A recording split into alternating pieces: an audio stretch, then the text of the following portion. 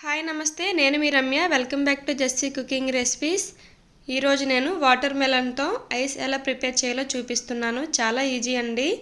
ముందుగా ఒక mixie jar తీసుకొని అందులో 2 కప్స్ వాటర్ మెలన్ ముక్కలు వేసుకోవాలి.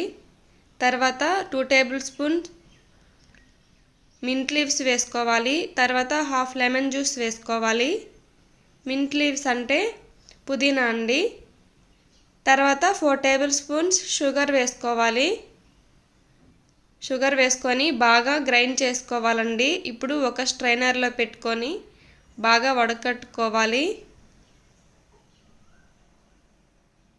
జ్యూస్ అంతా కిందకి దిగిపోతుంది.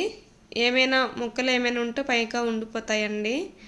ఇలా వడకట్టుకోకుండా నార్మల్గా కూడా అలా వేసేసుకోవచ్చు.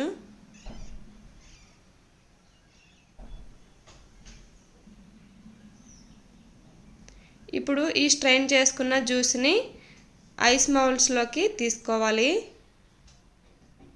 ఇలా మౌల్డ్స్ లేకపోతే స్టీల్ గ్లాసుల్లో కూడా తీసుకొని పెట్టుకోవచ్చండి. ఫ్రిడ్జ్లో ఈజీగా రిమూవ్ అయిపోతాయి.